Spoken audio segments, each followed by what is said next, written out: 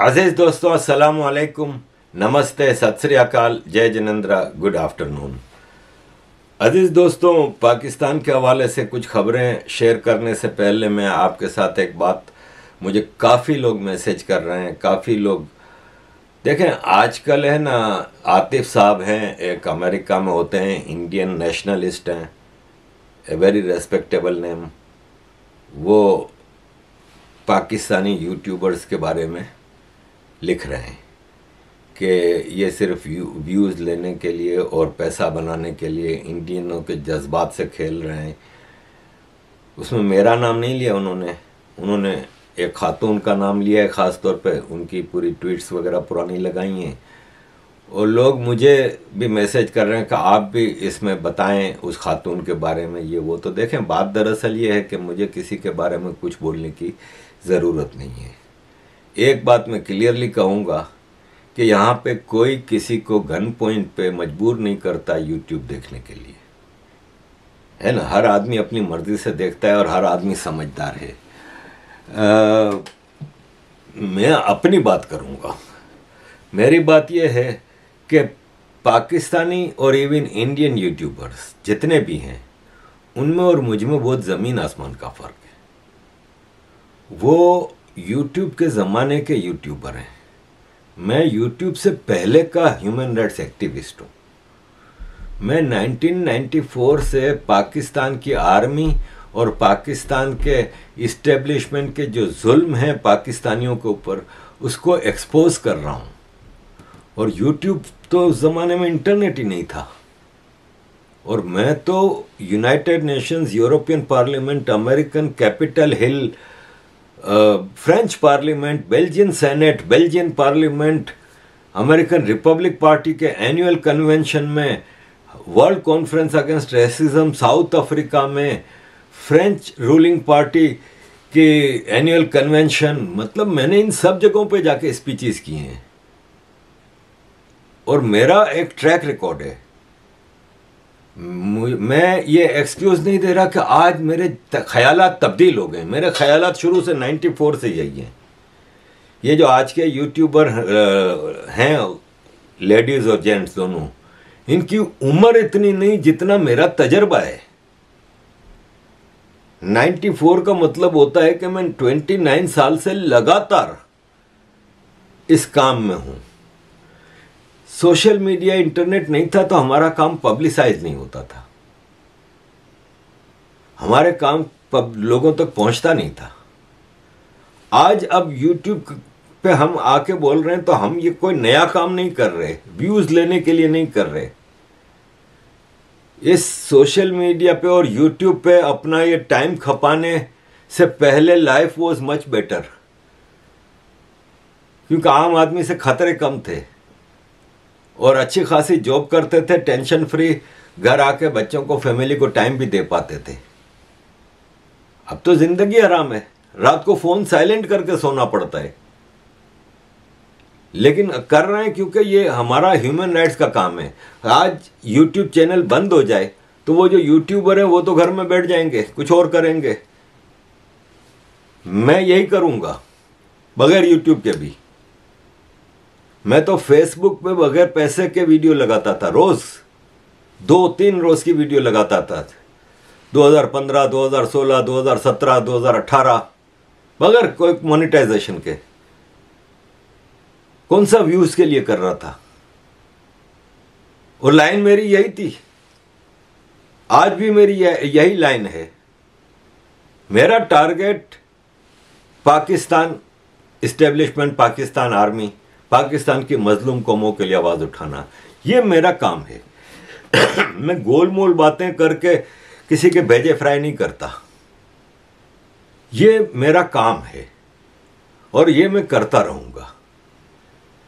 आज यूट्यूब बंद हो जाएगा तो मैं ये काम छोड़ नहीं दूंगा। और दूसरा, उन पाकिस्तानी यूट्यूबर्स और मुझ में एक और फर्क भी है कि पाकिस्तान का 300 रुपया तकरीबन $1 है। तो वो अगर $5000 कमाते हैं ना महीने के, तो पाकिस्तानी 15 लाख रुपया होता है।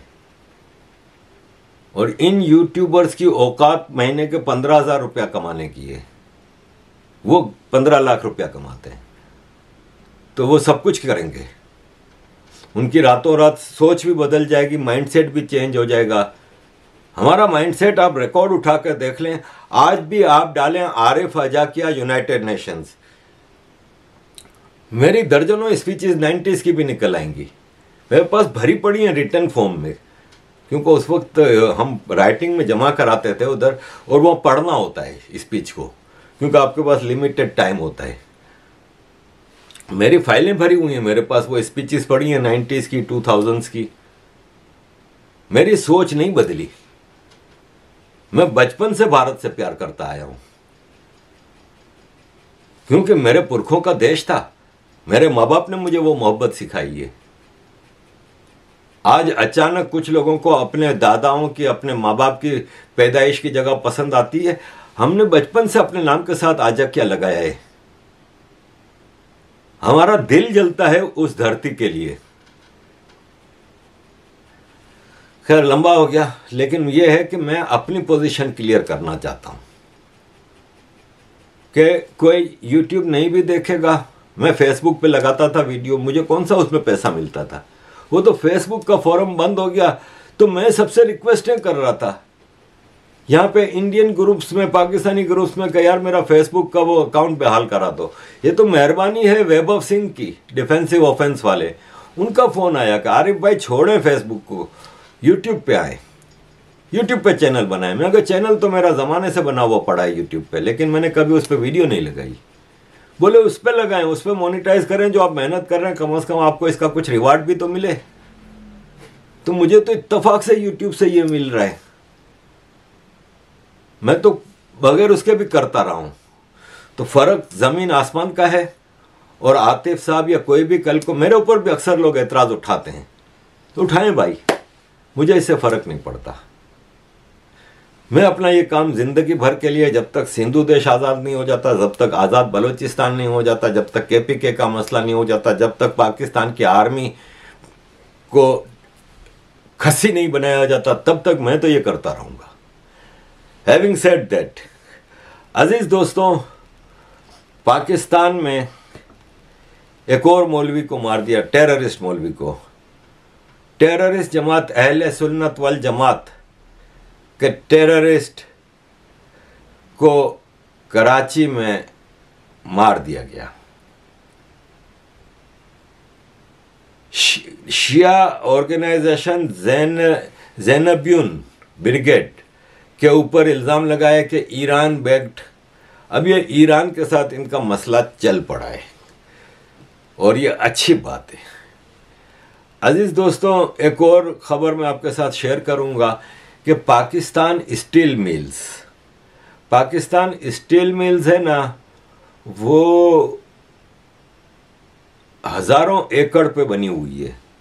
ये रशिया ने, सोवियत यूनियन ने मदद की थी अयूब खान के ज़माने में, और उनकी मदद से ये स्टील मिल कायम हुई थी। अब सरकार उसको बेचने पे आ गई है। मैं पिछले दिनों एक स्टील मिल्स के ऊपर ही प्रोग्राम देख रहा था, तो उसमें वो साहब, अब मेरे को वो वीडियो डिलीट हो गई है, वरना मैं आपके सामने वो वीडियो रख देता। वो साहब पूरे फैक्ट एंड फिगर्स के साथ बता रहे थे, उन्होंने इस पर पूरा रिसर्च वर्क किया था कि खाली उसकी जो स्टील मिल्स की ज़मीन है ना, जो पता नहीं कितने हज़ार एकड़, उस ज़मीन की कीमत शायद वो बता रहे थे कि 20 से 26 खरब रुपया। 100 करोड़ का 1 अरब होता है, और 100 अरब का 1 खरब होता है। 100 बिलियन का 1 खरब होता है। तो बता रहे थे कि 2 से 2.5 ट्रिलियन रुपया की खाली जमीन है, उस जमीन की वैल्यू है। फिर स्टील मिल्स के पाकिस्तान के दूसरे शहरों में भी वेयर हाउसेज और जगहें हैं जो ये अब औने पौने दाम में बेचने जा रहे हैं, क्योंकि किकबैक मिलेगी बिलियंस ऑफ डॉलर्स में। चाइना की 4 कंपनियों ने फॉर्म भरे हैं, 2 कंपनियां आके विजिट भी कर गई हैं।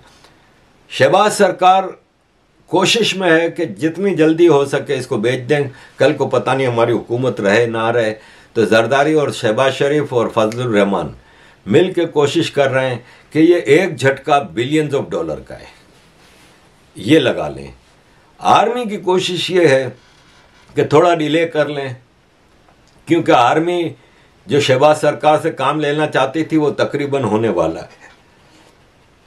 आज ये खबर आई है कि सऊदी अरब ने श्योरिटी दे दी है कि हम $2 बिलियन आपको ख़जाने में रखने के लिए देंगे।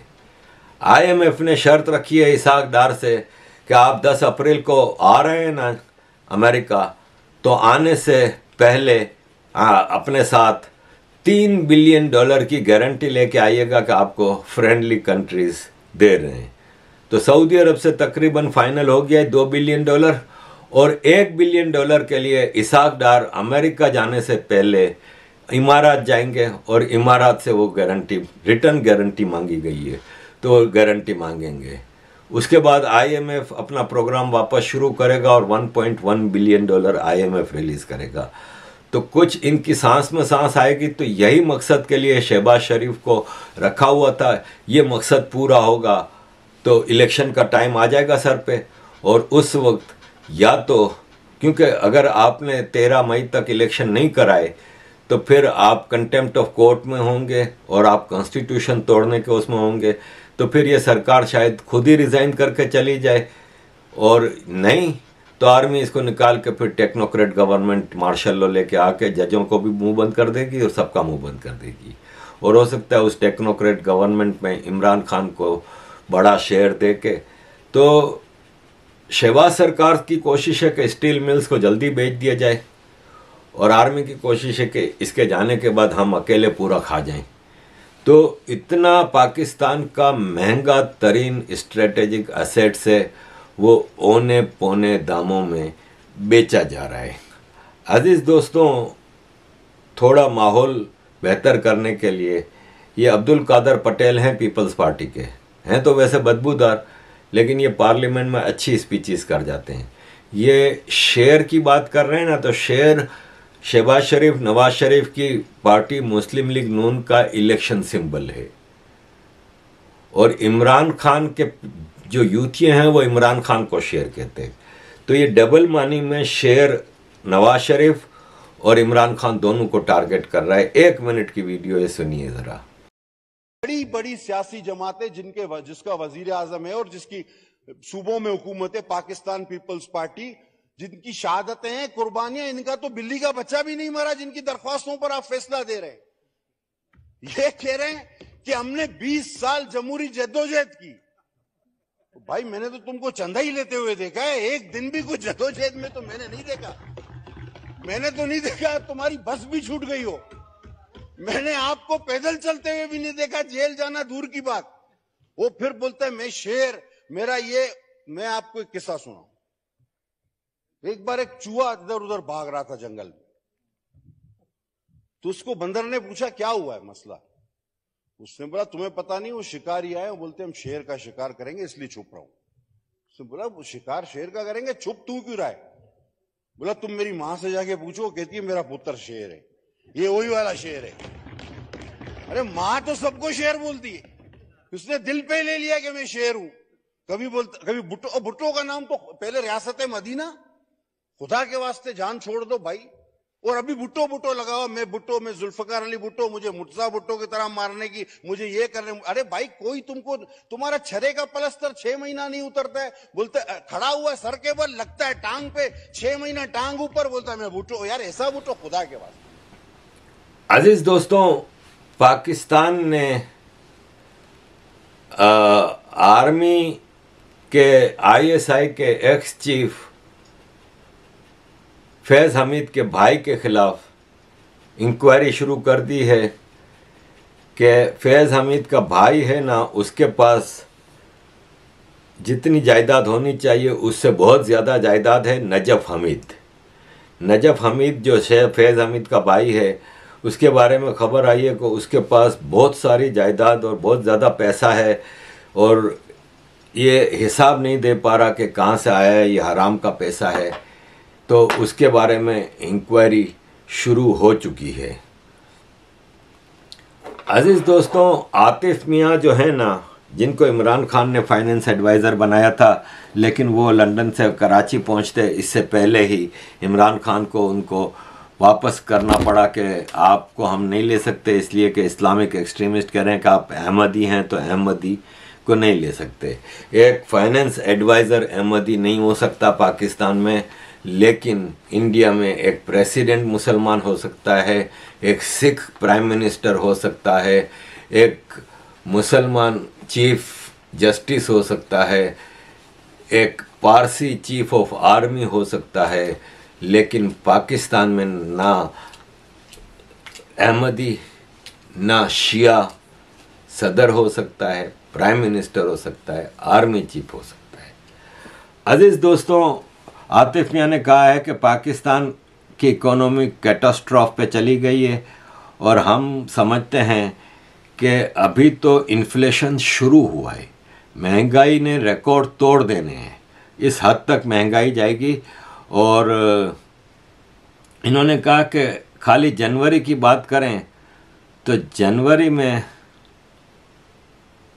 जो तबाही हुई है वो कंटिन्यू हो रही है फिर, और फरवरी मार्च, और उन्होंने काफ़ी डिटेल्ड एक रिपोर्ट बताई है जिसमें उन्होंने कहा है कि जो जुडिशरी है, पॉलिटिशियंस हैं और जनरल्स हैं, जो इस वक्त 3 मेन एक्टर हैं, ये तीनों इस वक्त आपस में लड़ पड़े हैं, और इनका पाकिस्तान को बचाने के लिए इनके पास कोई प्लान, कोई प्रोग्राम नहीं है। अजीज दोस्तों, मैं आपके सामने एंड पे पाकिस्तानियों के लिए मोदी जी का एक पैगाम रखना चाह रहा हूँ। मोदी जी ने आम पाकिस्तानियों के लिए कुछ बातें की हैं। एंड पे ये 4 मिनट की एक वीडियो है जो मैं आपके सामने रख रहा हूँ कि मोदी जी पाकिस्तानियों से क्या कहना चाह रहे हैं। अजीज दोस्तों, thank you very much for all your support, keep supporting. नहीं है, लेकिन मैं आज यहां से पाकिस्तान की आवाम से बात करना चाहता हूं।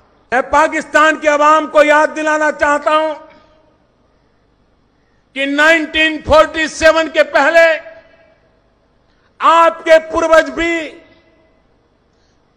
इसी संयुक्त हिंदुस्तान की धरती को प्रणाम करते थे, इसी को अपनी मिट्टी मानते थे, और उस हिसाब से आपके उन पूर्वजों की याद दिलाते हुए मैं आज आपसे कुछ बातें कहना चाहता हूं। पाकिस्तान की आवाम अपने हुक्मरानों को जरा पूछे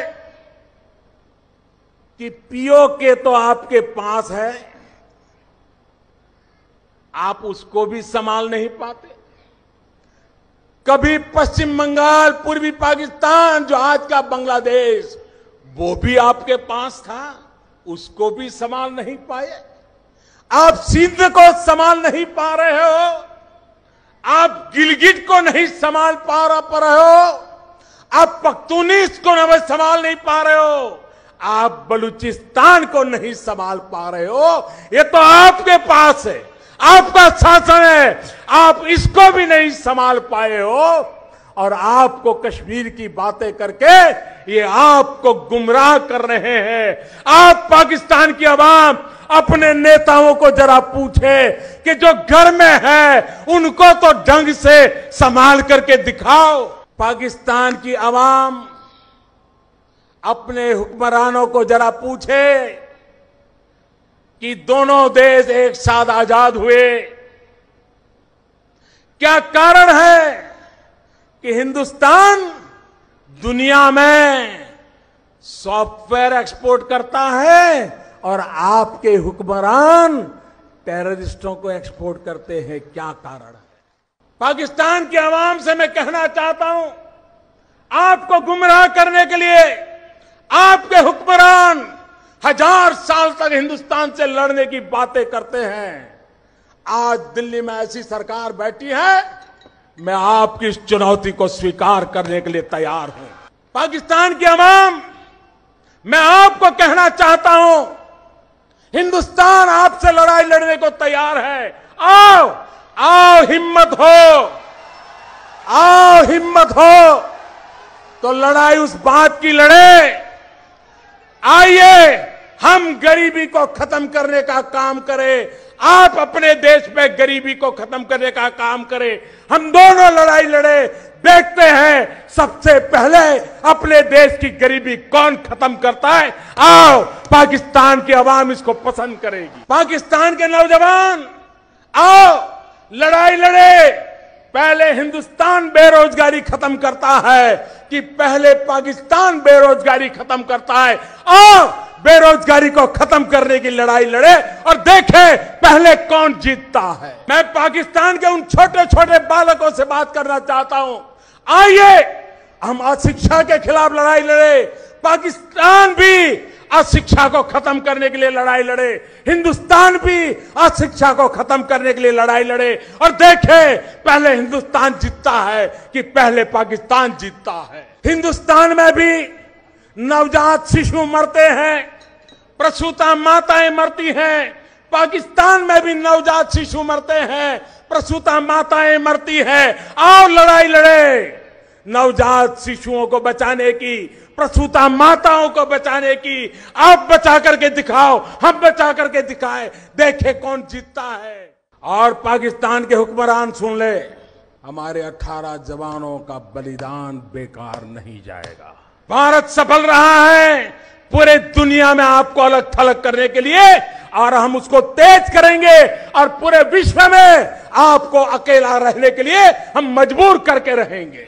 वो दिन दूर नहीं होगा जब पाकिस्तान की आवाम पाकिस्तान के हुक्मरानों के खिलाफ, आतंकवाद के खिलाफ लड़ाई लड़ने के लिए मैदान में आएगी। मेरे प्यारे देश